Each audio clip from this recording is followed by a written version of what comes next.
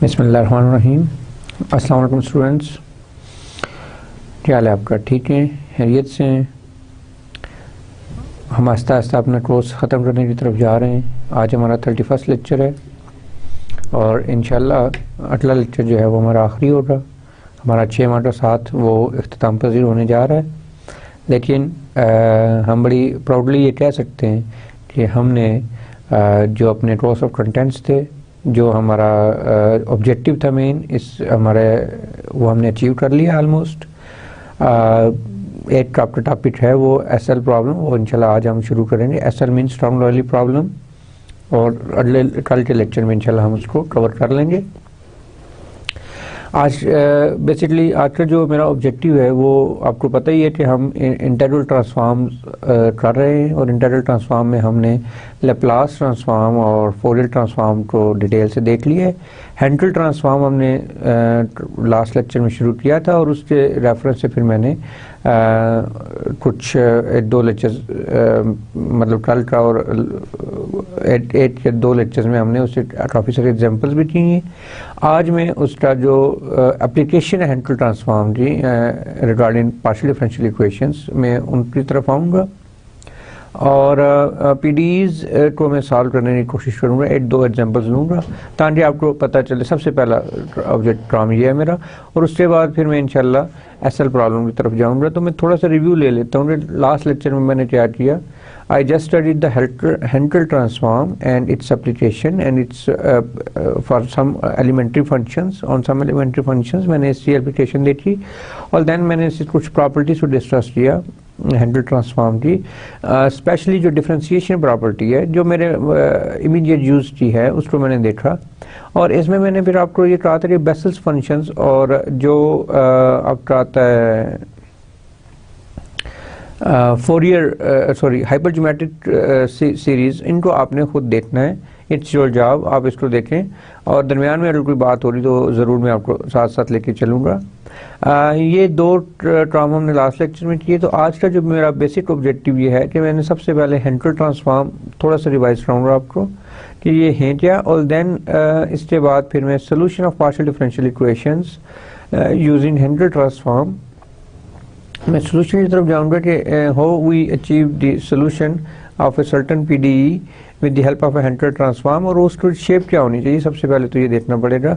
And then I will touch the Sturm Liouville problems, कि ये problems होते क्या हैं, और इंशाल्लाह लास्ट लेक्चर में हम इसको फुली एड्रेस करेंगे कि और उसको इंशाल्लाह हम इसको कवर करने की कोशिश करेंगे कि ये strong Liouville problems for partial differential equations. Today I will talk about the strong Liouville problem of ordinary differential equations जी, क्योंकि मेरा ये मानना है कि शायद आपने इससे पहले ये नाम अगर सुने हैं तो बहुत अच्छी बात है, मुझे आप हालत साबित करने में मुझे बड़ी खुशी हो रही।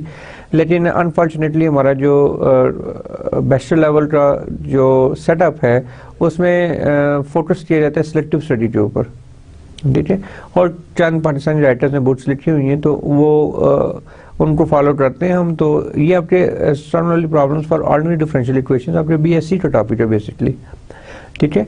लेकिन आई डोंट थिंक कि आपने इसको वहाँ पे पढ़ा होगा। तो इसी चीज़ को मद्देनजर रखते हुए मैंने ये सोचा है कि पहले मैं आपको ओडीज के लिए इसको थोड़ा सा इसकी स्ट्रक्चर दिखाऊंगा आपको इससे, और उसके बाद फिर मैं सिर्फ पीडीईज की तरफ जाऊंगा जी, ठीक है। और द मेन जो हमारा ऑब्जेक्टिव है आज का वो बेसिकली ये जो सेकंड है सेक्शन के solution of partial differential equation using Hankel transform आप कैसे अचीव करते हो जी, ठीक है।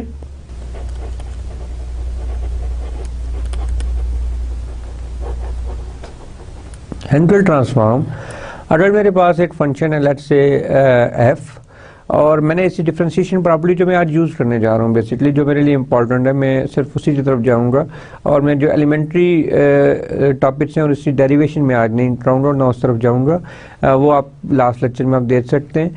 मैं बेसिकली जो लास्ट लेक्चर में मैंने जिस पे फोकस किया था वो था कि अगर आपके पास एक टर्म है 1/r partial by partial r into r partial u by partial r, ठीक है जी। ये इसका जो हैंकेल ट्रांसफॉर्म है अगर मैं इसको एच एन से शो करूँ और ये टर्म है n square over are square u of r and this must be equals to minus k square u bar means आपका जो ट्रांसफॉर्म शेप में है u bar of k जी, और ये ऑफ कोर्स ये n k यहाँ पे आ जाएगा, ये यानी कि आप इसका nth ले रहे हो। लेकिन जब आप u लिखोगे तो इस n की लिखने की ज़रूरत नहीं है, u बार के ऊपर आपने लिख लिया कि आपने u को आप ट्रांसफॉर्म कर रहे हो, तो this thing is equal to this thing जी, माइनस के स्क्वायर एन स्क्वायर। और अगर मैं n को 0 ले लूँ, if I to n is equal to 0, तो आपके पास Hankel transform of zeroth order 1/r partial by partial r partial u by partial r into r minus 0, ये टर्म 0 हो जाएगी, n को 0 लिया तो ये होल टर्म 0 होगी, माइनस के square u bar of k जी, ठीक है। तो आप अगर इस चीज़ को और से देखो तो ये जो है हेंकल ट्रांसफॉर्म ऑफ, इसको अगर आप ओपन करो 1/r u इंटू वी लगेगा, तो partial u by partial r plus partial r जो आ जाएगा partial 2u by partial r square जी, ठीक है, और माइनस के square u bar of k जी। तो आपके पास बेसिकली यू 1/r से मल्टीप्लाई कर लेना Hankel transform of partial 2u by partial r square plus 1/r partial u by partial r, this is equals to minus के square, और ये of course ये u बार ऑफ के आ जाएगा, ठीक है। तो ये आपके पास हेंकल ट्रांसफॉर्म आ जाएगा ऑफ जीरोथ ऑर्डर। ये करने का क्या मकसद है, जब आप अपनी लैप्लास इक्वेशन या आप अपनी वेव इक्वेशन या हीट इक्वेशन रिड्यूस ट्रांसफॉर्म करते हो पोलर कोऑर्डिनेट्स में, यानी आप एक्स वाई से आर थीटा में आते हो, तो ये टर्म आपके पास मस्ट आती है जी, ठीक है। तो इस टर्म का आपने हेंकल ट्रांसफॉर्म, क्योंकि ये टर्म आर और उसके एंगल के साथ रिलेटेड होती है, आर के साथ रिलेट होती है और एंगल के अलग टर्म होती है, या अगर आप लैप्लास इक्वेशन में तो z ये 3 डायमेंशन में हो तो टर्म z भी आ जाएगी। तो आप उसको जिस तरह से भी देखोगे, और ये मैंने आपको मेरा ख्याल है होमवर्क भी दिया हुआ है कि आप अपनी लैप्लास इक्वेशन इन 3 डायमेंशंस को कन्वर्ट करो from polar coordinate from Cartesian coordinate to polar coordinates, तो या हीट इक्वेशन को कन्वर्ट करो या वेव इक्वेशन को कन्वर्ट करो, तो it's your job to do this, ठीक है। तो आपके पास ये टर्म जरूर आती है। जब ये टर्म आती है तो मैंने इसका हेंकल, ये लास्ट लेक्चर में मैंने आपको ये हेंकल ट्रांसफॉर्मेशन लेके दिखाया था कि how to get the Hankel transformation of this thing जी। अब मैं बेसिकली आपके सामने एक एग्जांपल लेता हूँ, ये लास्ट टाइम भी शायद मैंने की थी, लेकिन मैं इसको दोबारा इसलिए करना चाहता हूँ कि थोड़ा सा मज़ीद इसको फोकस करें इसके ऊपर, और इसके अलावा मैं एक और एग्जांपल भी कराऊंगा, 2 एग्जांपल्स एटलीस्ट मैं इससे कराऊंगा आपको, ताकि आपको किसी भी तरह की कोई जहन में चीज़ ना रहे कि ये मुझे समझ नहीं आएगी, ठीक है। So in the first example I will choose this, I have this equation of wave equation, that is c square partial 2u by partial r square plus 1/r partial u by partial r is equal to partial 2u by partial t square, ठीक है। अब ये जो सी, इस equation कौन सी थी, c square partial 2u by partial h square plus is equal to partial 2u by partial t square जी, ठीक है।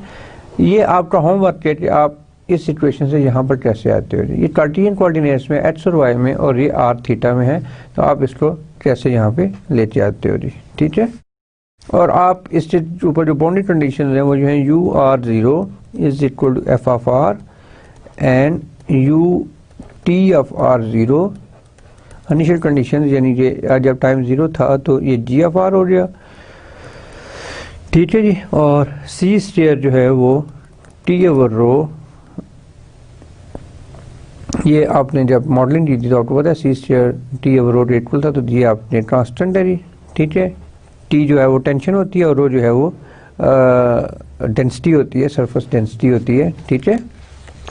तो अब मैं जब इसकी ट्रांसफॉर्मेशन लूँगा तो देखें ये जो चीज़ है ये टी के साथ है और यू डिपेंड कर रहा है, टी के ऊपर भी डिपेंड कर रहा है, लेकिन यू आर और थीटा के ऊपर भी डिपेंड कर रहा है। तो हेंकेल ट्रांसफॉर्मेशन जब मैं लेता हूँ तो वो आर के रेफरेंस से होता है, ठीक है। यानी उसमें जो ट्रांसफॉर्मेशन होती है 0 to ∞ are j not of के आर, और शायद यहाँ पे आपका जो फंक्शन है एफ ऑफ आर वो होता है जी, ठीक है। ये आपका हेंकेल ट्रांसफॉर्मेशन, तो आर के साथ इस रिलेशन है। तो ये जो चीज़ है जब इसमें मैं हेंकेल ट्रांसफॉर्मेशन लूँगा ऑफ जीरोथ ऑर्डर, क्योंकि देखें लुक मैं जीरोथ ऑर्डर क्यों लूँगा, क्योंकि ये जो टर्म है ये जीरोथ ऑर्डर के लिए, जब n को जीरो करता हूँ तो फिर मेरे पास ये टर्म आ जाती है, ठीक है। तो इसका ट्रांसफॉर्मेशन मेरे पास मौजूद है, तो बजाय इससे कि मैं उसको अलहदा से अगेन में उसका सारा कैलकुलेशंस करूं, तो इसकी कैलकुलेशन मैंने एक दफ़ा कर ली और मैं इसको बार बार यूज़ करूँगा जी अपने गिवन प्रॉब्लम में जी।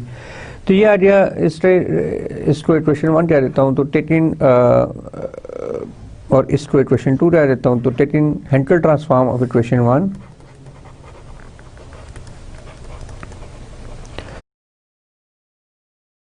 हेंकेल ट्रांसफॉर्म ऑफ इक्वेशन 1 जी, तो ये आ गया आपके पास, और हेंकेल ट्रांसफॉर्म जीरोथ ऑर्डर की जी, जीरोथ ऑर्डर जी, ये जीरोथ ऑर्डर का मैं हेंकेल ट्रांसफॉर्म लूँगा, ठीक है। सी स्क्वायर कांस्टेंट है, हेंकेल ट्रांसफॉर्म ऑफ एच ये आ गया partial two u by partial r square plus 1 by r partial u by partial r, और जब मैं इसका ट्रांसफॉर्मेशन लूँगा तो ये पार्शियल जो है ये साइन चेंज हो जाएगा, ये आ जाएगा d2 by D T square और हेंकेल ट्रांसफॉर्म ऑफ यू जी। लेट्स से मैं हेंकेल ट्रांसफॉर्म ऑफ यू को मैं यू बार कह देता हूँ जी, ठीक है। तो ये मेरे पास आ गया, इसकी ट्रांसफॉर्मेशन मेरे पास है वो है सी स्क्वायर, ऑफ कोर्स यहाँ पे मैंने कैलकुलेट किए माइनस के स्क्वायर, तो माइनस के स्क्वायर यू बार, क्योंकि ऑफ कोर्स इसका यू का भी आएगा, and this is equal to d2 by D T square, और ये यू बार आ गया, ठीक है। और इसको मैं सिंप्लीफाइड करके लिख सकता हूँ, तो ये d2 यू बार और d T square plus C square k square u bar is equal to 0, जबकि यू बार जो है वो मेरा ट्रांसफॉर्म फंक्शन, और यू जो है वो फंक्शन ऑफ के है जी, ठीक है। U is a function of के जी, and T of course, and T के ऊपर भी तो है, ठीक है। और ये आ गया आपके पास। अब इससे रेफरेंस से आप जब इसको देखेंगे और इनकी जो इनिशियल कंडीशंस बनेंगी वो भी कुछ इस तरह की बनेंगी कि u bar of k zero this is equal to f bar of k, इसको मैं Hankel transform of f f r को मैं एफ ऑफ के से ज़ाहिर करता हूँ, एंड हेंकेल और ये आ जाएगा u T of k zero is equal to g bar of r जी। तो ये मेरे पास दो इनिशियल कंडीशन आ रही, ठीक है, और ये मेरे पास एक इक्वेशन आ रही। तो I have to solve this, और it's a very simple thing जी, ठीक है। यहाँ से कैरेक्टरिस्टिक इक्वेशन क्या बनी, D square plus C square, auxiliary equation, sorry not characteristics, auxiliary equation क्या बनी, दिस थिंग, एंड डी की वैल्यू आ रही प्लस माइनस सी के, ठीक है जी। और ऑफ कोर्स आयोटा भी आएगा क्योंकि ये माइनस साइन आएगा इधर, तो ये आयोटा सी के आपके पास आ गया जी, प्लस माइनस आयोटा सी के। अब जब आयोटा टर्म आ जाती है तो फिर आपका जो रूट होता है वो कुछ something like that, you bar of K T, वो something like that A cause of क्या रूट आया था जी, एक मिनट, सी के कॉज ऑफ सी के T plus B sine of सी के टी जी, ये आ गया मेरे पास।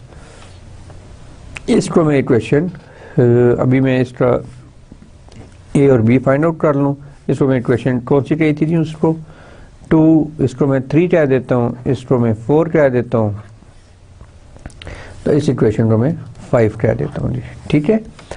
तो फ्रॉम इक्वेशन 4 जो है वो मेरे पास मैं बार बार जाऊंगा पीछे, तो यहाँ से u bar of k 0 f of k आ गया जी। तो at t is equal to 0, तो u bar of k 0 is equal to a cos of 0 plus b sine of 0। Sine 0 0 होता है और cos 0 1 हो गया, तो ये आपके पास f बार ऑफ k था, तो a की वैल्यू आपके पास ये आ गई। ठीक है जी। अब आपने इक्वेशन 5 को डिफरेंशिएट करें with respect to time t to plot the second initial condition जी। नीचे हो गया थी इसका derivative with respect to time u kt is equal to a sine of सी के टी, और ऑफ कोर्स यहाँ पे माइनस साइन आएगा, प्लस बी, और ये सी के भी, तो देखें ना इसका डेरिवेटिव सी के भी आएगा यहाँ पे, और यहाँ पे भी सी के इंटू कॉस ऑफ सी के टी जी। And this is nothing but at t is equal to 0 के ऊपर, तो u bar T of K 0 this is equal to minus A C K sine 0 plus B C के cos 0 जी। cos 0 1 हो गया, sign 0 0 हो गया, तो ये बी सी के, और ये this is equal to g bar of के जी। ठीक है, तो बी की वैल्यू आ गई 1 over C k g bar of के जी। ठीक है, अब a और b की वैल्यू में इक्वेशन 5 में प्लॉट करूंगा, तो मेरे पास फाइनल जो इसका सोल्यूशन है वो आ जाएगा u bar of K T is equal to f bar of k cos of सी के T plus 1 over C K g bar of k sine of सी के टी। इसको मैं इक्वेशन नंबर 6 कह देता हूँ जी। ठीक है, अब ये क्या हमारा फाइनल आंसर है जी? Of course not. Why? So taking inverse Hankel transform, देखें ये हमारा फाइनल आंसर नहीं है। क्यों? क्योंकि ये तो के में आंसर है, तो मुझे तो आर में चाहिए। ठीक है, तो I have to take the inverse Hankel transform जी। ठीक है, सो द इनवर्स हेंकेल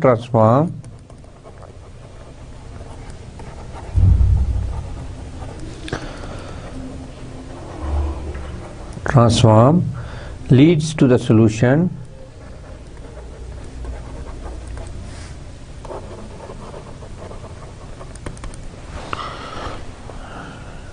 ये u ऑफ आर टी, इसका इनवर्स ये चीज़ आ जाएगी, और इसका इनवर्स क्या होगा कि 0 to infinity and then k Bessel's function j not of के आर, और ये सारी term f bar of k cos of सी के T plus 1 over C k g bar of k sine of सी के टी, और डेफिनेटली डी के जी। ठीक है, इसको आप अलग-अलग करके लिख सकते हो, तो ये आपके पास आ गया 0 टू इंफिनिटी के F bar of k cos of सी के टी जे नॉट ऑफ के आर डी के, एंड प्लस, और जे नॉट मैंने क्यों लिया? क्योंकि मैं जीरोथ ऑर्डर हेंकेल ट्रांसफॉर्मेशन की बात कर रहा हूँ। ठीक है, प्लस ये जब के में मल्टीप्लाई करूँगा तो के कैंसिल हो जाएगा, तो 1 ओवर सी आउट हो जाएगा, 0 to infinity j not of के आर, जे नॉट ऑफ के r g bar of k sine of सी के टी एंड डी के जे। इसको मैं इक्वेशन नंबर 7 कह देता हूँ जी। ठीक है, और दिस इज माई सोल्यूशन। अब आपको ये क्या है, ये कौन सा सोल्यूशन है? तो बेसिकली इन जनरल फॉर्म हम इसको भी सोल्यूशन मानते हैं, क्योंकि I don't know about F of K and I don't know about G of K J. ठीक है। अगर मेरे पास ये हूँ तो मैं इनको यहाँ पे सब्स्टिट्यूट करके इनको इंटीग्रेट करके अपना जो रिक्वायर्ड आंसर है मैं वो ला सकता हूँ। ठीक है, तो all depend on my F of K and ji of के जी। सो इन पर्टिकुलर बेसिकली अगर मैं जो मेरी इसी एग्जांपल को मैं थोड़ा सा एक्सटेंड कर लेता हूँ, चलें इसको मैं अगर एफ ऑफ आर को मैं वैल्यू असाइन कर दूँ और जी ऑफ आर को वैल्यू असाइन कर दूँ, देन मेरे पास क्या सिचुएशन होगी। ठीक है, तो लेट्स से मैं इनकी वैल्यूज असाइन करता हूँ कि in particular if we consider u of are zero is equal to f of r, in particular मैं यहाँ पे लिख लूँ कि एक चीज़ हो चुकी है, ये यहाँ तक हमारा फाइनल डेस्टिनेशन थी। ठीक है, इस प्रॉब्लम की जो डी1 है। लेकिन अगर मैं इसे पर्टिकुलर वैल्यू लूँ तो इसको मैं अगर लूँ A over are square plus A square into minus half और U T of are zero को मैं लूँ, ये जो मैंने जी ऑफ आर लिया हुआ है इसको मैं ज़ीरो ले लूँ, तो इनका जो ट्रांसफॉर्मेशन है यहाँ से जी टी ए तो मेरे पास स्ट्रेट फॉरवर्ड ज़ीरो आ जाएगा ना, अगर जी आर ज़ीरो है तो जी टी ए भी ज़ीरो आ जाएगा। ठीक है, और एफ के क्या होगा, एफ के यानी इसका हैंडल ट्रांसफॉर्मेशन लूँगा तो इस हैंडल ट्रांसफॉर्मेशन इस सारे फंक्शन ही लूँगा तो ए कैपिटल बाहर हो जाएगा, zero to infinity R over are square plus A square root और then of course J not of के आर और डी आर। और इसका जो आंसर है मैंने ये इस तरह के काम मैंने लास्ट में किए हैं और थोड़ा सा मैंने आपको होमवर्क भी दिया हुआ है। ये जो है ये ए और zero to infinity R over are square plus A square, इसको आप सॉल्व करें तो this leads you capital A over A K E raise power minus A K. ठीक है, ये इस चीज़ का हैंडल ट्रांसफॉर्म है। A over one plus R square plus A square Hankel transform है, या अगर इसका इनवर्स हैंडल ट्रांसफॉर्म है, आई बिलीव कि मैंने इसका काम थोड़ा सा इनवर्स रेफरेंस से किया हुआ है। तो एफ बार ऑफ के आपके पास ये आ गया। अब एफ बार ऑफ के की वैल्यू यहाँ पे सब्स्टिट्यूट कर दें और जी बार ऑफ के की वैल्यू यहाँ पे सब्स्टिट्यूट कर दें, तो इन पर्टिकुलर इनिशियल कंडीशन के लिए ये जो है इन पर्टिकुलर इनिशियल कंडीशन के लिए मेरे पास एक स्पेसिफाइड सोल्यूशन आ जाएगा।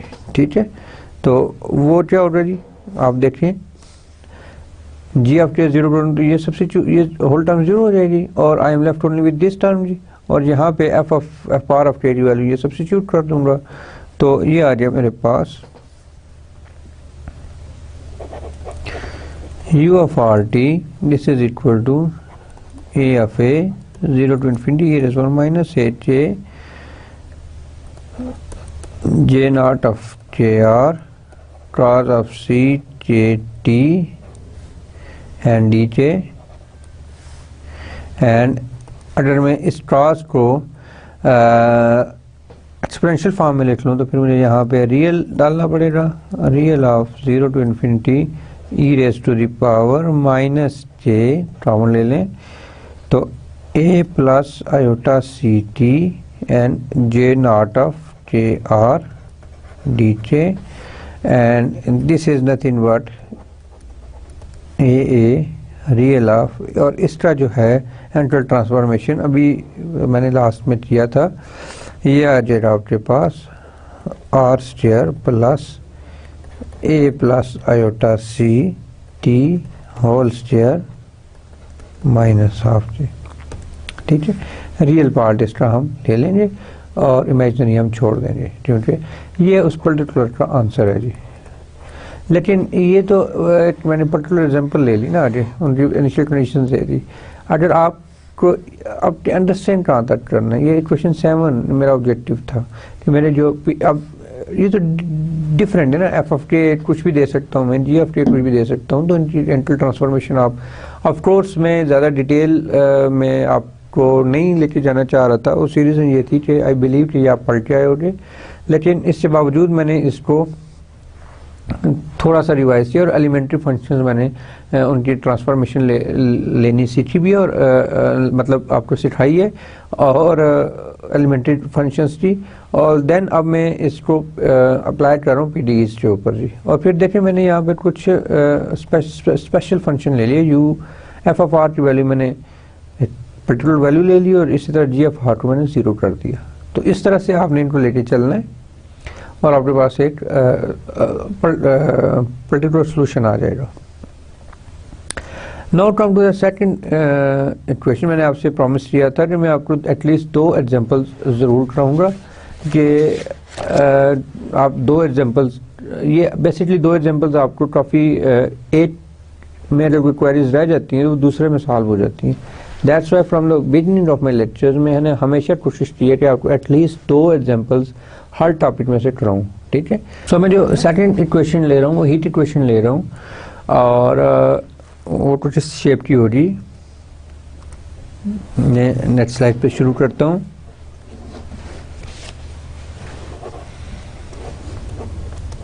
You r r plus 1/r u r plus u z z is equal to minus q not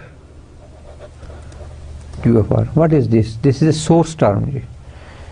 ये सोर्स टर्म है जो आप अगर मॉडलिंग जहन में लाए, हीट इक्वेशन की मॉडलिंग जब हमने की थी तो उसमें हमने सोर्स टर्म को भी अलग से डिस्कस किया था जी, ठीक है। तो आप ज़रा इसको और से देखेंगे।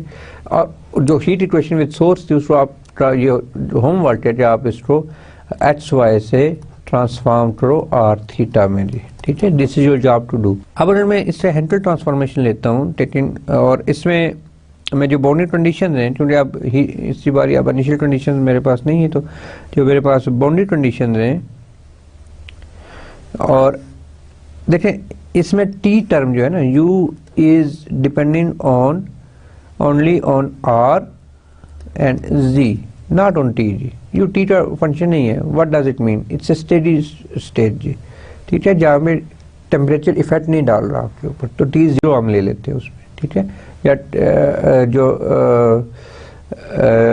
यू फंक्शन ऑफ टाइम नहीं है जी, ठीक है।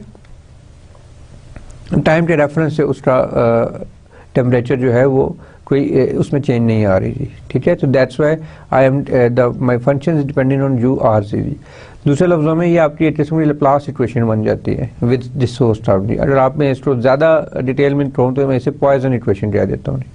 तो पॉइजन इक्वेशन को आप ने ट्रांसफॉर्म करना है इन पोलर कोऑर्डिनेट्स जी, ठीक है। तो वो आपके पास इस शेप में टर्म आनी चाहिए जी, इक्वेशन आनी चाहिए जी, ठीक है। It's your job to do this.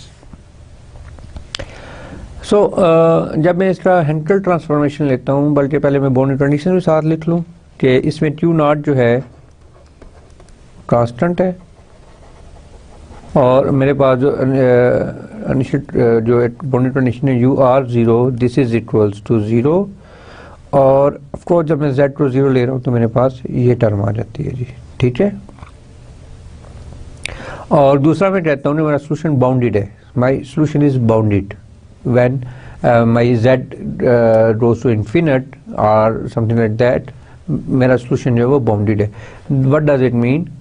कि फिर मैं अपने कांस्टेंट्स को रिस्ट्रिक्ट कर दूंगा उसके ऊपर, ठीक है। ये स्पेशल टाइप में ले रहा हूँ इस इक्वेशन की। तो जब मैं इस इक्वेशन 1 का हेंटल ट्रांसफॉर्म लेता हूँ, taking हेंटल transform of equation 1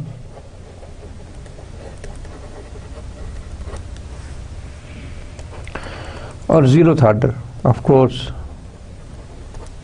0th order. और क्यों लेता हूँ? क्योंकि मेरे पास ये टर्म मौजूद है, तो इससे मेरे पास 0th ऑर्डर की हेंटल ट्रांसफॉर्म मेरे पास है। और u r r plus 1/r u r and this is equals to plus Hankel transform of you जी minus q naught Hankel transform of 0th order q r जी, ठीक है जी। ये था minus j square u bar के equal, ये था d2/dz स्क्वायर यू बार के equal, and minus q naught q naught of r को रिप्लेस कर दूंगा टी के साथ, तो ये मेरे पास इक्वेशन आ रही है। इसको मैं री राइट करके अच्छे अंदाज से लिखूँ तो इसको ऐसे लिख सकता हूँ, d two u bar over d z square minus j square u bar is equal to minus q naught over k जी। So it's a non homogeneous equation. तो मेरे पास अब दो सोल्यूशन है, it's non homogeneous second order ordinary differential equation. देखिए आपकी PD convert हो रही है ऑर्डिनरी डिफरेंशियल इक्वेशन में, और आपके पास दो सोल्यूशन आएंगे। दो सोल्यूशंस, एक मीन कम्प्लीमेंट्री सोल्यूशन होगा और एक मीन पर्टिकुलर सोल्यूशन होगा। तो कम्प्लीमेंट्री सोल्यूशन के लिए मैं ऑर्डिनरी इक्वेशन लेता हूँ, डी स्क्वायर माइनस के square is equal to 0 and of course this gives me d is equal to plus minus k. तो यू बार मेरे पास आ जाएगा a1 a e raise power k z minus k ji and plus b e raise power k z. देखिए मैंने try कि मेरा जब solution bounded होगा, bounded means कि जब मेरा जी इन्फिनिट जाएगा तो मेरा जो सोल्यूशन है वो बाउंडेड होगा। तो मैं उस क्राइटेरिया को फुलफिल करने के लिए I have to take b is equal to 0 जी फॉर बाउंडेड सोल्यूशन जी। ठीक है, फॉर बाउंडेड सोल्यूशन। सो मेरा जो वाई सी था कॉम्प्लीमेंट्री सोल्यूशन वो आ गया ए e raise power minus k जी। अब पर्टिकुलर सोल्यूशन के लिए मैं इसकी जो ऑपरेटर है डी स्क्वायर माइनस के square this is u bar is equal to minus q naught into q naught of के जी। तो मैं शिफ्ट ऑपरेटर लगा दूंगा, यू नॉट ये आ जाएगा minus q naught over D square minus के स्क्वायर क्यू नॉट ऑफ के, इट्स ए फंक्शन ऑफ के। तो जब मैं इसको एक्सपोनेंशियल शिफ्ट फंक्शन लगाऊंगा तो ये आई एम लेफ्ट ओनली विद के स्क्वायर क्यू नॉट ऑफ के। देखें ना ई रेज पावर 0 के 0 की वैल्यू यहाँ पे सब्स्टिट्यूट कर दूंगा तो 0 ये माइनस और ये माइनस कैंसिल होके this gives you k square जी यू बार यूपी। तो आपके पास जो यू सोल्यूशन आ गया k z this is equals to a e raise power minus k z plus, और ये तो देखें यू नॉट ऑफ के जो है ये बेसिकली आपका z के रेफरेंस से कांस्टेंट है। ठीक है, तो यहाँ पे मैं ई रेज पावर 0 z लिखूंगा। मैं दोबारा बता रहा हूँ आपको ताकि आपको परेशानी ना हो। तो ये 0 यहाँ पे सब्स्टिट्यूट होके इसको सिंप्लीफाई कर दे। ठीक है, तो plus Q naught over k square Q not power k जी, ये मेरे पास आ गया इसका सॉल्यूशन। लेकिन इसमें मेरे पास एक कांस्टेंट है अभी ए, लेकिन इससे साथ साथ अच्छी बात क्या है कि मेरे पास एक इनिशियल बाउंड्री कंडीशन भी है u of r 0 is equal to 0 जी। ठीक है, तो यहाँ से u बार ऑफ k 0 जो है वो भी मेरे पास 0 आ गया। तो 0 सब्स्टिट्यूट करूँगा, 0 is equal to a into power 0 plus, अब इस सारी टर्म में मेरे पास कहीं पे भी वो नहीं है,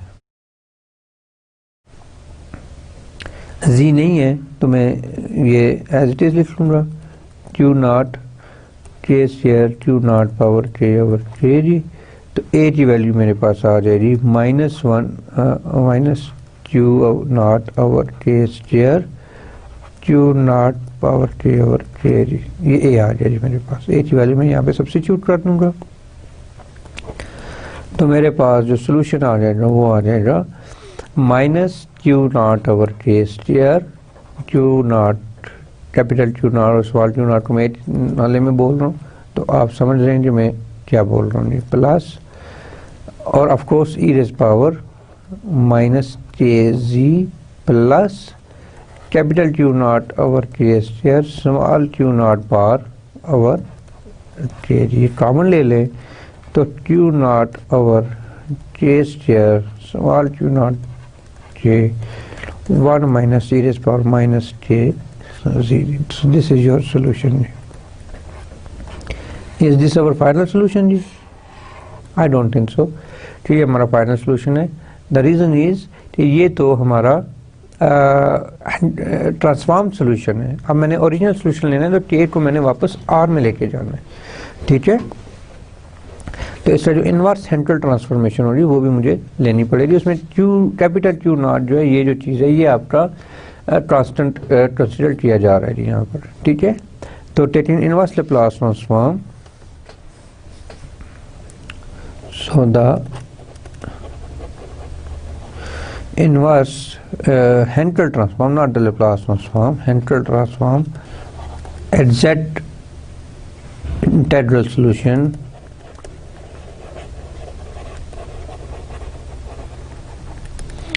मैंने इंटीग्रल सोल्यूशन का लफ्ज़ लिखा है। दिस मीन्स कि आप जस्ट एक पर्टिकुलर स्टेज तक आके आप उसको छोड़ देते हो कि भाई ये हमारा सोल्यूशन है, अब आगे की कैलकुलेशन हम मतलब इट्स एज यूजुअल हर बंदा दे सकता है इनको, ठीक है। ये हमारा सोल्यूशन है, ठीक है।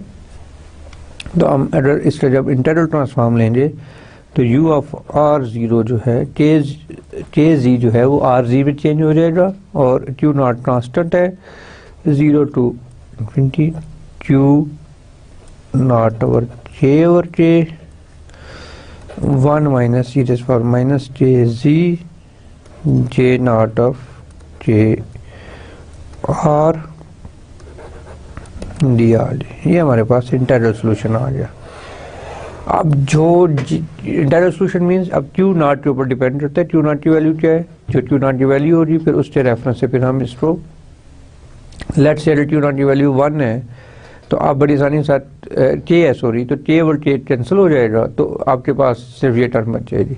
तो ये डिपेंड कर रहा है अब क्यू नॉट ऑफ के ऊपर, ठीक है। तो जैसा क्यू नॉट होगा वैसा उसका सोल्यूशन होगा। तो ये दिस इज एनफ, यहाँ तक आना I think it's enough for you at this level, ठीक है। तो स्टूडेंट्स ये थी हमारे हैंकेल ट्रांसफॉर्मेशन कि हमने हैंकेल ट्रांसफॉर्मेशन की मदद से अपने पार्शियल डिफरेंशियल इक्वेशंस को कैसे सॉल्व करते हैं और हैंकेल ट्रांसफॉर्मेशन कहाँ पे अप्लाई होती हैं? ऐसे पार्शियल डिफरेंशियल इक्वेशंस के ऊपर जो पोलर कोऑर्डिनेट्स में डिस्क्राइब की गई हो या पोलर कोऑर्डिनेट में जिनको आपने शो किया हो उनके ऊपर आप हैंकेल ट्रांसफॉर्मेशन अप्लाई करते हो with certain reasons of course, with certain restrictions of course. तो ये जब आप काम कर रहे हो इसको तो कुछ मैंने एलिमेंट्री फंक्शंस आपको दिए हैं और कुछ मैंने हैंडआउट्स में भी आपको दिए हैं, आप उनको भी देखें और प्लस कुछ मैंने रेफ़र किए हैं आपको कुछ बुक्स, तो आप वहाँ पे भी जाएंगे, ठीक है। इट्स योर जॉब कि अब आप एमएससी कर रहे हो तो एमएससी में the best way to get the degree is to read the books, ठीक है। आप अपनी बुक्स पढ़ें मैक्सिमम, जो मैंने एटलीस्ट 4 लिखाई हैं वो तो पढ़े ही पढ़े ना। इसके अलावा अगर आपको कोई बुक मिलती है तो आप वो भी ज़रूर पढ़ें, ठीक है। तो ये जो कहने का मकसद ये है कि हमने यहाँ पे आपको 2 एग्जांपल्स मैंने डिटेल के साथ की हैं पार्शियल डिफरेंशियल इक्वेशंस की और इसमें भी मैं अगर आपको होमवर्क 2 दिए हुए हैं कि आपने ट्रांसफॉर्म करना है कोरस्पॉन्डिंग कार्टेशियन कोऑर्डिनेट्स में जो इक्वेशंस हैं उनको, ठीक है। तो ये it's up to you, it's right now it's your job to do this कि आप उनको किस तरह से डील करते हो जी, ठीक है। स्टूडेंट्स इसके साथ ही मैं यहाँ पे ज़रूर कहूँगा कि दिस टॉपिक इज़ फिनिश्ड, ठीक है जी। और अब हम जो अपना नेक्स्ट टॉपिक है उसी तरफ जाएंगे, स्टर्म लॉयली प्रॉब्लम या एसएल प्रॉब्लम जी, ठीक है। एसएल प्रॉब्लम, स्टर्म एक अलग आदमी का नाम था और लॉयली एक अलग आदमी का नाम था। इन दोनों ने मिल के कोई काम किया था जो काम हम अभी डिस्क्राइब करने जा रहे हैं, तो इसलिए उसको स्टर्म लॉयली प्रॉब्लम कहते हैं जी, ठीक है। तो ये थोड़ा सा हिस्टोरिकली आपको पता हो कि ये 2 इंसानों के नाम थे, उनके काम के ऑनर में बाद में आने वाले मैथमेटिशियंस ने इस सारे प्रोसीजर को, इस सारे मेथोडोलॉजी को उनका नाम दे दिया, ठीक है। ये आपको हर जगह पे आपको ऐसे मिलेंगे जैसे न्यूटन फार्मूलाज हैं, जैसे केप्लर्स लॉ हैं, जैसे कोई और जिस तरह से भी आप उसको देख रहे होते हो। जिस भी फील्ड में होते हो, ठीक है। तो मैथमेटिक्स वालों ने भी इस तरह से अपने जो रिनाउंड मैथमेटिशियंस हैं, जो बहुत अच्छे मैथमेटिशियंस हैं, उनके ऑनर में इस तरह के नाम रखे हुए हैं जी, ठीक है। और डेफिनेटली ये थ्योरी भी इन्हीं की इन्वेंट की हुई है, ठीक है। तो ये अराउंड 1800 और 1700 के बाद, मतलब 1780 के बाद से और 1850 के दरमियान इनकी काम है। और इस काम को फिर उन्होंने पब्लिश भी कराया एट दैट टाइम। और अब देखेंगे वो 200 साल पहले तक भी वो काम या वो लोग कितना ज़्यादा एजुकेशन के साथ सिंसियर थे। Definitely we are also sincere with the education, लेकिन अगर हमें अभी 200 साल के बाद भी वो चीज़ें ना आएँ तो ये लम्हा फिक्री है हमारे लिए। हमें सोचना चाहिए कि कहाँ पे कोई प्रॉब्लम्स हैं, कहाँ पे कोई इश्यूज़ हैं, तो आप इनको एड्रेस करें। कोई भी बात हो तो आप सबसे पहला ऑब्जेक्टिव क्या होना चाहिए, रीड द बुक, ठीक है। कोई भी बुक होगी आपके पास तो वो आपके हर आंसर का सोल्यूशन देगी, ठीक है।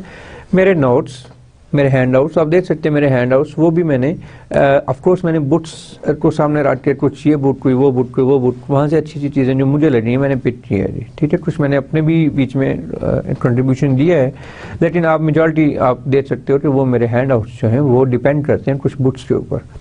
और वो कैसे क्यों डिपेंड करते हैं, because I read all those books जी, मैंने वो सारी बुक्स को पढ़ा हुआ है। नॉट द होल, मैं हाफिज नहीं हूँ उनका, लेकिन उनको मैंने डिटेल से पढ़ा है। तो आप भी काइंडली उनको पढ़ें, ठीक है। So basically this is the last topic of our course of contents, partial differential equation MTH 343, और वो है SL प्रॉब्लम। ये मुझे उसके साथ करना था जब हम सेपरेशन वेरिएबल्स कर रहे थे, लेकिन फिर मैंने जानबूझ के इसको सबसे एंड पे रखा। द रीज़न इज एक तो बहुत ईजी टॉपिक है, ठीक है, और दूसरा ये है कि ये काम ऑलमोस्ट आप कर चुके हुए पहले, ठीक है, इन डिफरेंट शेप्स। तो इसको हम जब हम रिपीट करेंगे तो आप देखोगे कि ये काम हुआ हुआ है। आज बेसिकली मैं अपने आप को फोकस करूंगा इसके इंट्रोडक्शन के ऊपर, इससे कुछ प्रॉपर्टीज़ के ऊपर SL प्रॉब्लम की। इसको मैं इन फ्यूचर SL कहूँगा जी, ठीक है। इसको मैं कहता हूँ SL प्रॉब्लम जी, ठीक है। इन फ्यूचर सॉल्व वाली प्रॉब्लम के अलावा इसको मैं सिंपली SL प्रॉब्लम कहूँगा। तो SL प्रॉब्लम की प्रॉपर्टीज डिस्कस करूँगा, और फिर मैं एक आधी एग्जांपल भी मैं करने की ख्वाहिश रखता हूँ कि वो मैं आपके सामने करूँगा। और उसके बाद लास्ट लेक्चर में मैं इसको पार्शियल डिफरेंशियल इक्वेशन के साथ रिलेट करने की कोशिश करूँगा जी, ठीक है। और उसके बाद फिर हम इजाज़त चाहेंगे। गुड। सो स्टॉर्म वाली प्रॉब्लम बेसिकली दो तरह के होते हैं। नंबर 1 रेगुलर SL प्रॉब्लम और दूसरा है सिंगुलर SL प्रॉब्लम जी। हम आज फोर्स करेंगे रेगुलर SL प्रॉब्लम के ऊपर, ठीक है।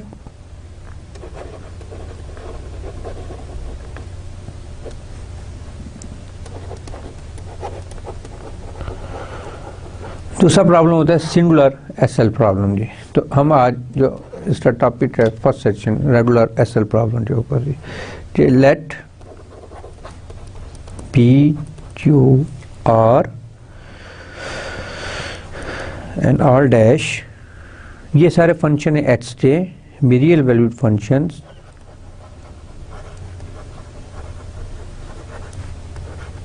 ऐसी डेफिनेशन लिख लूँ ताकि फिर आपको आसानी रहेगी समझने में। Real valued functions continuous on interval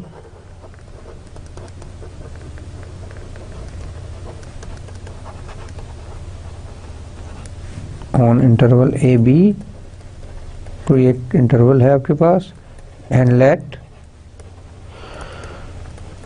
R of H is greater than 0 and Q of H and sorry P of H is greater than 0 and P of H is greater than 0, यानी इन दोनों का positive होना जरूरी है for every value of H से।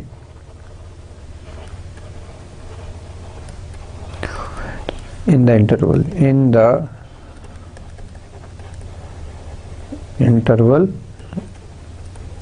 AB के अंदर कोई भी वैल्यूज लेनी हम H की तो वो पॉजिटिव ही होगी। ये दो फंक्शन R of H और P of H भी पॉजिटिव होंगे। देन द 2 पॉइंट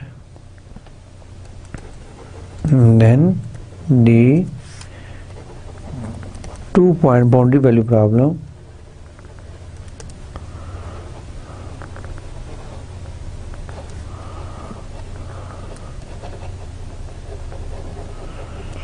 प्रॉब्लम या इस from second order homogeneous equation भी कहते हैं, वो ये जो है d by d of x into r of x y dash plus q of x plus lambda p of x and y is equal to 0, इसको मैं इक्वेशन 1 कहता हूँ। और subject to the boundary conditions,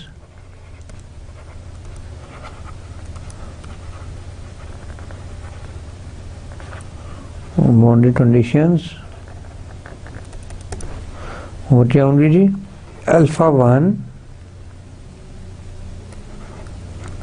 Y of a plus beta 1 y dash of a equals to 0 and alpha 2 y of b plus beta 2 y dash of b, this is equals to 0 जी, ठीक है। ये equation 2 and this is called equation 3 जी। तो ये जो problem है ये equation 1 जिसमें आर ऑफ एक्स और p of x must be greater than 0 and alpha 1, और ये आपके पास बाउंड्री कंडीशंस हैं और इसमें अल्फा 1 या बीटा 1 में से कोई एक 0 भी हो सकती है, पर एटलीस्ट इन दोनों में से एक नॉन जीरो होगा और इन दोनों में से एक नॉन जीरो होगा। तो इस प्रॉब्लम को हम एस एल प्रॉब्लम कहते हैं जी, ठीक है। इज said to be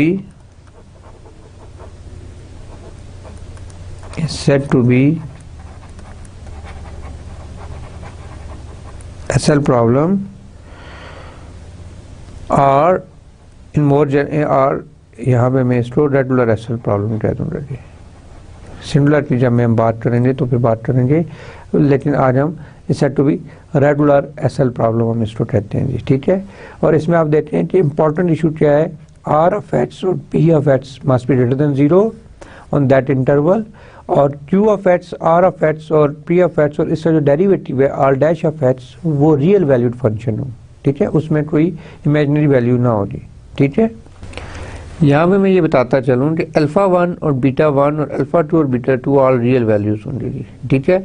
और इस प्रॉब्लम को में इम्पॉर्टेंट इसमें क्या इशू है, ये टर्म इम्पॉर्टेंट है। अगर आप इसको ओपन करें और ये वाई डैश है, y dash means the derivative of y with respect to x, तो इसको अगर आप ओपन करें, मैं यहाँ पे लेट से ओपन करता हूँ इसको, तो r of x as it is and y double dash हो जाएगा plus r dash of x and y dash of x, ठीक है। एक्स पे डिपेंड कर रहे हैं। मैं ओडीज की बात कर रहा हूँ आज, ठीक है, मैं ज़्यादा पीडी की तरफ नहीं जा रहा। तो मैंने आर ऑफ एक्स और आर डैश ऑफ एक्स और पी ऑफ एक्स और क्यू ऑफ एक्स को मैंने रियल वैल्यू फंक्शन मानना है, और इसमें पी ऑफ एक्स और आर ऑफ एक्स को मैं पॉजिटिव मानता हूँ जी, ठीक है। और ये सब, और इसमें से अल्फा 1 अगर 0 है तो बीटा 1 0 नहीं हो सकता। इन दोनों में से कोई एक टर्म 0 होगी और इन दोनों में से कोई एक टर्म 0 हो सकती है। अगर नहीं भी होती तो इट्स नॉट एन इशू, ठीक है। पॉसिबिलिटी ये है कि इनमें से अगर कोई टर्म 0 होती है तो वो एक हो सकती है, बोथ आर नॉट साइमल्टेनियसली 0। तो इस प्रॉब्लम को हम कहते हैं एसएल प्रॉब्लम जी। मैं इसकी जो एक एग्जांपल लिखता हूँ। सबसे सिंपल प्रॉब्लम जो होता है इसका, कि अगर मैं इसको मैं लूँ आर ऑफ एक्स को 1 ले लूँ, ठीक है, क्यू ऑफ एक्स को मैं 0 ले लूँ और पी ऑफ एक्स को मैं 1 ले लूँ, तो मेरे पास जो इक्वेशन बनेगी, मैं आर ऑफ एक्स को मैं 1 ले लेता हूँ। If my r of x is 1, p of x is 1, q of x को मैं 0 ले लेता हूँ, तो फिर मेरे पास जो इक्वेशन बनेगी वो बनेगी d by d of x into r of x की वैल्यू 1 होगी एंड वाई डैश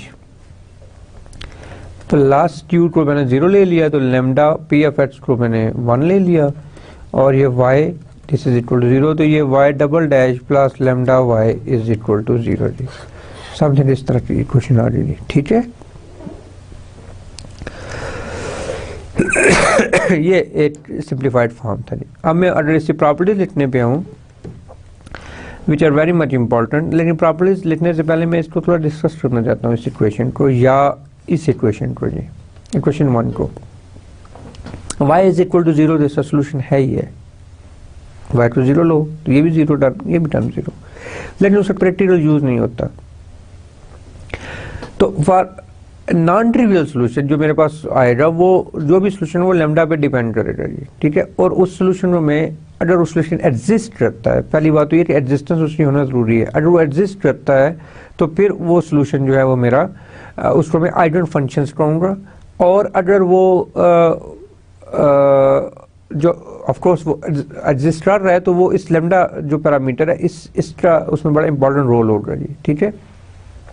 तो लैम्डा के रेफरेंस से वो एग्जिस्ट कर रहा होगा, तो लैम्डा को फिर मैं आइडन वैल्यू कहूँगा, और जो कोरस्पॉन्डिंग जो मेरे पास सोल्यूशन आ रहा है उसे मैं आइडन फंक्शन मानूंगा जी, ठीक है।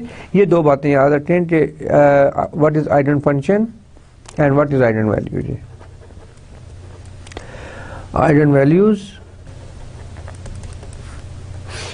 ये दो इंपॉर्टेंट चीजें हैं जी, ठीक है। जो सोल्यूशन होगा उसे मैं आइडन फंक्शन कहूँगा, और ऑफ कोर्स वो सोल्यूशन एक लैम्डा के रेफरेंस से आएगा मेरे पास, उसमें लैम्डा अपीयर होगा, तो हर लैम्डा के लिए मेरे पास डिफरेंट आइडन फंक्शन होगा, यानी हर लैम्डा की वैल्यू में चेंज कर दूंगा मेरे पास सोल्यूशन में चेंज आ जाएगा, सोल्यूशन में चेंज आ जाएगा। तो जब मैं सोल्यूशन डिपेंड कर रहा होगा आइडन फंक्शन वो लैम्डा के ऊपर, तो फिर मैं इनके नाम मैंने स्पेशल रखे हुए, इसको मैं आइडन फंक्शन कहूँगा और दूसरे को मैं आइडन वैल्यू कहूँगा जी, ठीक है। एंड इसकी जो प्रॉपर्टीज है मैं उनको डिस्कस करना चाहूँगा। Properties of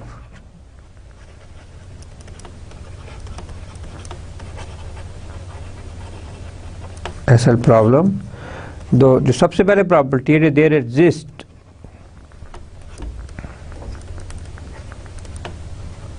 N infinite number of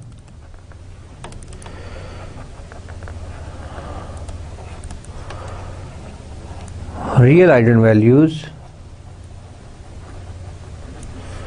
that can be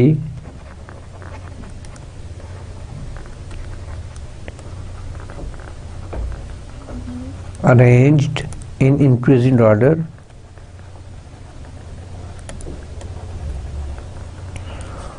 कैसे जी, lambda 1 is less than lambda 2 is less than lambda 3 up to so on, less than lambda n up to so on, and that lambda 10 approaches to infinity and then as n approaches to infinity जी। इसमें important बात ये है, तो हम सबसे कोशिश हमारी क्या होती है कि देखिए लैम्डा एक पैरामीटर है और लैम्डा की वैल्यूज़ जो हैं वो हम इंक्रीजिंग ऑर्डर में ले सकते हैं। लेट्स से जैसे आपने अगर या सेपरेशन वेरिएबल की तरफ वापस जाओ तो लैम्डा डिपेंड कर रहा था एन के ऊपर, स्क्वायर रूट ऑफ लैम्डा की value n pi over l something like that, या अगर मैं आपकी मेमोरी रिकॉल रहा हूँ तो लैम्डा की वैल्यू दिस थिंग इसके इक्वल था।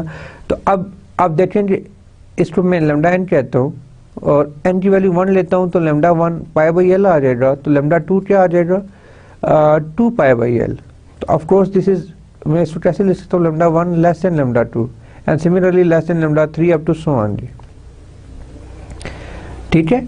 तो ये मैं इंक्रीजिंग ऑर्डर में इसको लिख सकता हूँ जी। नंबर 2 इसकी जो प्रॉपर्टी है, for each eigen value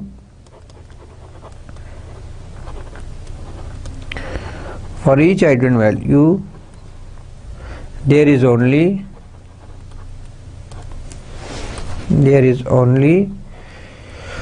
one eigen function जी।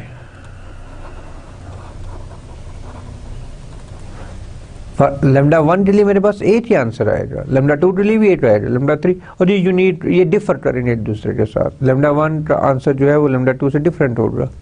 तो हर आइडन वैल्यू के लिए मेरे पास एक आइडन फंक्शन होगा, यानी हर लैम्डा के लिए मेरे पास एक सोल्यूशन होगा। For every lambda I have, for every lambda means for when I take lambda for example 1 2 3 4 5, तो मेरे पास जो सोल्यूशन आएंगे वो भी इसी रेफरेंस से आएंगे जी, ठीक है। तो वो हर आइडन वैल्यू का एक अपना आइडन फंक्शन होता है जी, ठीक है। और नंबर 3 जो प्रॉपर्टी है आइडन फंक्शंस, ये वेरी इंपॉर्टेंट प्रॉपर्टी है जी, it's very important. Eigen functions corresponding to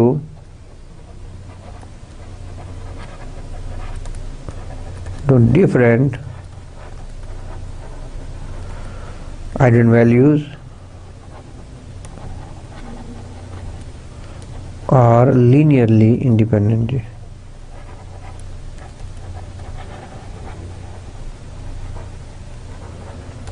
linearly independent क्या मतलब है कि आपके जो लेट्स से अगर मेरे पास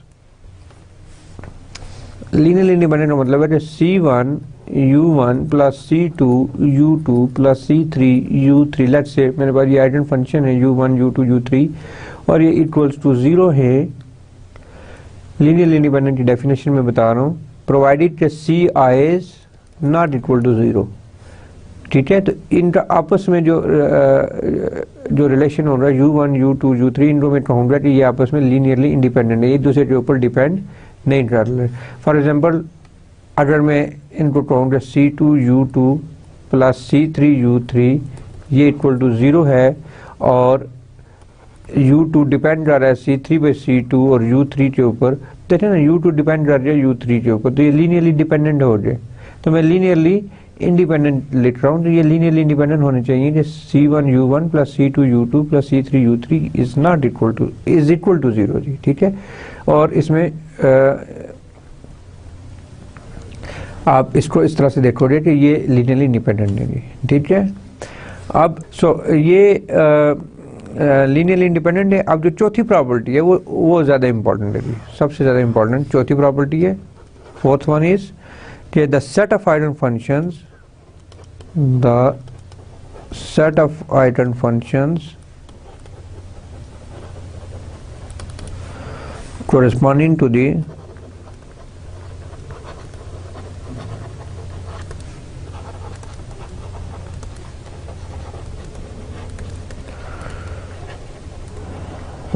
eigenvalues is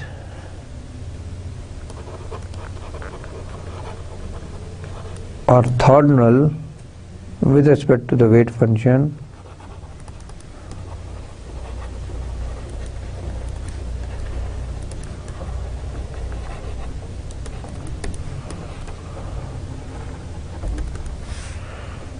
let's say weight function में rho of x रिजल्ट कर देता हूँ ऑन द इंटरवल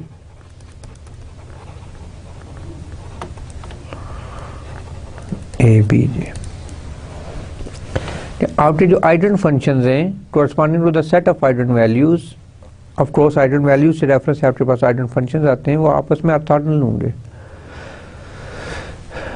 प्रोवाइडेड कि आपका जो वेट फंक्शन है with respect to the weight function जी, आपके वेट फंक्शन के रेफरेंस से वो, और यूजुअली हमने जब हम फोरियर एनालिसिस कर रहे थे तो हमने कहा था कि हम वेट फंक्शन को 1 ही लेते हैं ऑलमोस्ट मेजॉरिटी केसेस जी। ठीक है, लेकिन ये वेट फंक्शन डिफर भी कर सकते हैं 1 से। तो ये आपके आइडन फंक्शंस जो हैं वो ऑर्थोगोनल होंगे एक दूसरे के साथ with respect to the weight function, जो भी आप वेट फंक्शन आप उसके लिए ले रहे होते हो जी। ठीक है, तो ये 4 मेजर प्रॉपर्टीज थी एसएल की। अब मैं आपके सामने एक एग्जांपल लूँगा और उस एग्जांपल को फिर हम सॉल्व करेंगे और हम देखेंगे कि उसका जो सॉल्यूशन है ये आप एक दफ़ा इससे पहले आप देख चुके हो इन्हीं क्लासेस में। ठीक है, इसलिए मैंने इसको यहाँ पे रखा था कि ये ऑर्डिनरी डिफरेंशियल इक्वेशंस के लिए एसएल प्रॉब्लम जो है वो ऑलमोस्ट हम पहले इससे कर चुके हैं जी, लेकिन आज मैं दोबारा ज़रा आपको रिवाइज कराता हूँ उसको। ठीक है, सेपरेशन वेरिएबल्स में हमने बड़ी डिटेल के साथ ये काम किया हुआ है, लेकिन विद डिफरेंट नेम्स। अब थोड़ा सा ये उससे साथ रिलेटेड है। ठीक है, so as an example I will choose this problem d2y by dx square plus lambda y is equal to 0 and y of 0 is equal to 0 and y of pi is equal to 0। अब देखें यहाँ पे beta 1 और beta 2 मैंने 0 लिए हुए हैं, alpha 1 alpha 2 1 लिया हुआ है और q of x को मैंने 0 लिया है, p of x को 1 और r of x को भी 1 लिया है। In the simply simplified form of SL problem में यूज करना होगी। ठीक है, तो सोल्यूशन क्या होगा इसका, d square plus lambda is equal to 0, तो डी की वैल्यू माइनस लेमडा, तो डी की वैल्यू आ गई। No it depends on lambda कि लेमडा इक्वल टू 0 है, लेमडा ग्रेटर देन 0 है और लेमडा लेस देन 0 है जी। ठीक है, तो मैं यहाँ पे एक केस ले लेता हूँ when lambda is less than 0 जी। ठीक है। जब लेमडा लेस देन 0 होगा तो ये whole term when lambda is less than 0 तो जो माइनस लेमडा होगा वो ग्रेटर देन 0 हो जाएगा, ठीक है। तो डी की वैल्यू आ जाएगी, और इसको मैं अगर लेट से म्यू कह लेता हूँ तो म्यू ग्रेटर देन 0 हो जाएगा, तो d square is equal to mu, तो डी की वैल्यू आ जाएगी plus minus square root of mu जी, ठीक है। और इसकी जो सोल्यूशन होगा y AC1 e raise to the power mu और h के ऊपर डिपेंड कर रहा है plus C2 e raise power minus mu h जी, ठीक है। मैंने कंडीशन क्या ली है, लेमडा इज लेस देन 0 जी। अब मैं ये दोनों कंडीशन यहाँ पे सब्स्टिट्यूट करूंगा, जो बॉडी कंडीशंस हैं कि एट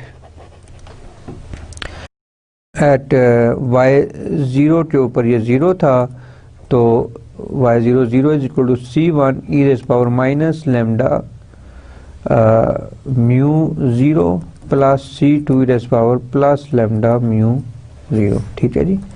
और ये आ गया, तो ये आ गया C1 plus C2, this is 0, and similarly y of pi ये 0 था, तो ये आ गया C1 e raise power minus, इसका नाम मैंने क्या लिया था, म्यू लिया हुआ है जी हाँ, mu minus mu of pi plus C2 e raise power square root of mu of pi, ठीक है। तो आप इसको अगर अच्छे अंदाज से लिखना चाहो तो e raise power minus mu of pi plus C2 e raise power square root of mu of pi is equal to 0। ये इक्वेशन है और दोनों होमोजेनियस इक्वेशंस हैं, और अगर इनका डिटर्मिनेंट भी नॉन जीरो होता है तब इनका सोल्यूशन हो रहा है। तो मैं इनका डिटर्मिनेंट चेक करता हूँ, तो डिटर्मिनेंट आएगा इसका 1 e raise power minus square root of mu e raise power plus square root of mu जी, ठीक है। और ये इक्वल्स टू 0 रहेंगे डिटर्मिनेंट, क्योंकि ये होमोजेनियस इक्वेशन है, C1 plus C2 is equal to 0, और C1 और ये C2 यहाँ पे भी ये इक्वल्स टू 0 है, तो डिटर्मिनेंट 0 होगा। और इसको जब मैं सॉल्व करूँगा, e raise power square root of mu minus e raise power minus square root of mu, this is equals to 0, and then इसको मैं कैसे सॉल्व करूँगा, इसको मैं दोनों साइड पे ले जाता हूँ, e raise power minus square root of mu, of course यहाँ पे पाई भी था, ऑफ कोर्स पाई भी मैं साथ लिखना चाहूँगा, और बाकी काम मैं यहाँ पे कर लेता हूँ मुझे आगे जाने के। तो taking anti log on both sides, तो square root of mu pi is equal to minus square root of mu pi, cancel हो जाएगा, 2 square root of mu is equal to 0, this implies mu is equal to 0, mu मैंने minus lambda लिया था और ये lambda is equal to 0। आपने क्या लेके चले थे, आप लेके चले थे लेमडा इज लेस देन 0 जी। आपने क्या प्रूव कर दिया कि lambda is equal to 0, so this must not be a case जी। लेमडा को लेस देन 0 के लिए आप इसको नहीं देख सकते जी, ठीक है। Now the second option is when lambda is equal to 0 जी। नेक्स्ट पे जब लेमडा इज इक्वल टू 0 था तब हम इसको कैसे देखते हैं कि लेमडा जब इक्वल टू 0 है तो आपके पास जो इससे ऑल्टरनेट इक्वेशन थी वो D square is equal to 0, तो डी 0 0 आ गया, तो y आ गया C1 e raise power 0h plus C2, जब रिपीटेड रूट्स हो तो यहाँ पे एक h भी आ जाता है, h e raise power 0h जी, and this is C1 plus C2h जी। तो y of 0 is equal to 0 implies 0 is equal to C1 plus C2 into 0, this gives me C1 is equal to 0, ठीक है। and y of pi is equal to 0, this implies C1 को मैंने पहले 0 कह दिया है, तो 0 is equal to C1 0 plus C2 into pi, और pi तो 0 हो नहीं सकता, तो this implies C2 0 नहीं। trivial solution, I will get the trivial solution for this case, which is again not acceptable because trivial solution तो है but उसका कोई यूज नहीं है। तो to get some non-trivial solution, the only option is lambda is greater than 0 जी। ठीक है, तो लैम्डा टू जब मैं पॉजिटिव लेता हूँ तो जो मेरी अल्टरनेट इक्वेशन है वो है d square plus lambda is equal to 0, तो d square is equal to minus lambda, तो जब डी लूंगा तो plus minus iota square root of lambda जी। तो जो इसका सोल्यूशन होगा वो होगा y of x is equal to c1 sine square root of lambda x plus c2 sine cos square root of lambda x जी। ठीक है, अब c1 और c2 की वैल्यूज में कैलकुलेट कर सकता हूँ। जो y ऑफ 0 0 था तो ये 0 is equal to c1 of sine 0 0 plus c2 cos 0 1, this implies c2 is equal to 0 डी। तो मेरा y ऑफ x आ गया मेरे पास c1 साइन लैम्डा x, और अब मैं y x को सेकंड कंडीशन पुट करूंगा, y of pi is equal to 0। ये टर्म जैसे आपकी रिवीजन हो रही है, ठीक है, ये टर्म आप पहले कर चुके हुए हो, तो इसलिए मैं भी इतना ज़्यादा डीपली आपको नहीं समझा रहा कि ये टर्म आप पहले कर चुके हुए हो। तो y pi is equal to 0 यहाँ पे आप सब्स्टिट्यूट करेंगे तो 0 is equal to c1 sine square root of lambda pi. अब c1 को मैं 0 नहीं रखना चाहता फॉर नॉन ट्रिवियल सोल्यूशन, क्योंकि मेरा c2 तो पहले 0 हो चुका है, तो for non trivial solution c1 must not be equal to 0, c1 को 0 नहीं होना चाहिए। This implies sine square root of lambda pi is equal to 0 जी। Sine square root of lambda pi is equal to 0, this is ये कब 0 होता है जी, जब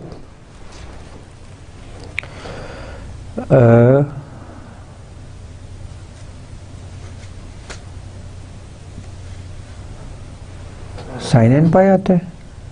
ठीक है, ये भी 0 है और ये साइन एन पाई आ गया जी मेरे पास। तो साइन इनवर्स लूंगा तो square root of lambda pi is equal to n pi आ गया, तो स्क्वायर रूट ऑफ लैम्डा की वैल्यू आपके पास एन आ रही है। इसको मैं अगर इससे रेफरेंस से मैं यहाँ पे एन लिख लूँ तो मेरा नहीं ख्याल कि आपको इतराज़ होगा। तो लैम्डा एन की वैल्यू आ रही एन स्क्वायर जी। इसकी वैल्यू मैं यहाँ इस सोल्यूशन में डाल दूंगा। इस सोल्यूशन का नाम लेट्स से मैं स्टार रखता हूँ, तो मेरा जो y ऑफ x आ जाएगा वो आ जाएगा सी एन। अब c1 सी एन में कन्वर्ट हो गया साइन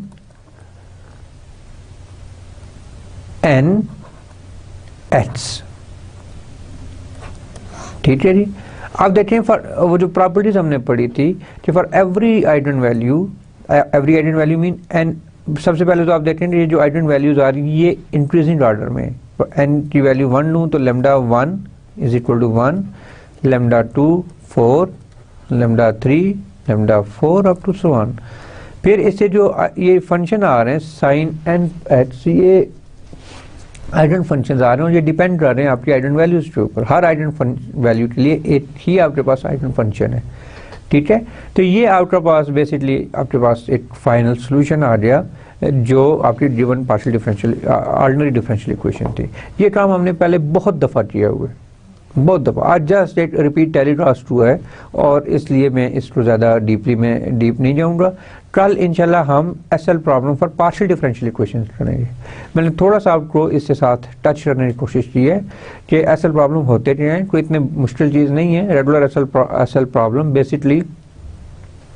बल्कि एक काम और करते हैं, मैं एक यहाँ पे एक और एग्जांपल लेता हूँ जिसमें d by d of x into x d y by d x plus lambda over x y is equal to 0। अब देखिए यहाँ पे मैंने पी ऑफ एक्स को 1 बाई एक्स लिया है, आर ऑफ एक्स को मैंने एक्स लिया है और क्यू ऑफ एक्स को मैंने 0 ले लिया जी। ये उससे थोड़ा सा डिफिकल्ट शेप में आ गया जी। ठीक है, और इसी जो बाउंड्री कंडीशंस हैं वो y dash of 1 is equal to 0 and y dash of e raise power 2 pi is equal to 0 जी। तो इंटरवल कौन से इंटरवल से है, 0 से 2 पाई के दरमियान है जी। 1 over no it's not around 0 to 2 pi because x की वैल्यू यहाँ पे 1 है और ये e raise to the power 2 pi है जी। सॉरी मैंने थोड़ा सा मिस अंडरस्टैंड किया, ये 2 पाई में समझा। तो ये y डैश ये इंटरवल है, स्टार्टिंग वैल्यू है 1 और एंड वैल्यू है e⁻² पाई जी। ई होता है 2.71 पावर 2 पाई, तो उसको आप कैलकुलेट कर सकते हो, तो वो इंटरवल बनेगा आपके पास। ठीक है, अब इस प्रॉब्लम को आपने सॉल्व करना है और दिस इज लैम्डा, और मेरा सजेशन है कि आप सिर्फ लैम्डा ग्रेटर देन 0 के लिए आप इसको देखो और आप इसको सॉल्व कर सकते हो। ठीक है, दिस इज योर होमवर्क, मैं इससे डिटेल में नहीं जा रहा, अब ये बिल्कुल आप इस तरह के काम पहले कर चुके हो, जैसे पिछले एग्जाम्पल मैंने आपको कराई, आप इसी तरीके से इस काम को भी आप खुद करोगे। ठीक है, तो स्टूडेंट्स आज हमारा सेकंड लास्ट लेक्चर ख़त्म हुआ। ठीक है, तो कल इंशाल्लाह हम आखिरी लेक्चर के लिए आएंगे और उसमें हम इस SL problem for partial differential equations को डील करेंगे, और आई होप कि कल का जो लेक्चर होगा वो हम इस दुआ के साथ ख़त्म करेंगे कि हमने जो पिछले 31-32 लेक्चर्स में हमने काम किया है वो आपको समझ भी आया है। ठीक है, और इस चीज़ को मैं अगेन बता रहा हूँ कि एसएल प्रॉब्लम आप अगर सेपरेशन ऑफ वेरिएबल्स आपने यकीनन उससे गो थ्रू हुए होंगे, आप दोबारा उससे गो थ्रू हों तो ये काम आप पहले कर चुके हो, जस्ट हमने थोड़ा सा उनको नई शेप में उनको देखना चाह रहे थे, तो that's why we, but SL problem की एक अपनी वैल्यूज़ हैं। ठीक है, उनकी एक अपनी डिग्निटी है, that's why we are going to study them. और फिर पार्शियल डिफरेंशियल इक्वेशंस के लिए उनका स्पेशल एक प्रोटोकॉल है और उस प्रोटोकॉल को हमने फॉलो करना है जी। ठीक है, सो कल तक के लिए स्टूडेंट्स मैं इजाज़त चाहूँगा। अल्लाह हाफिज़, अस्सलाम वालेकुम।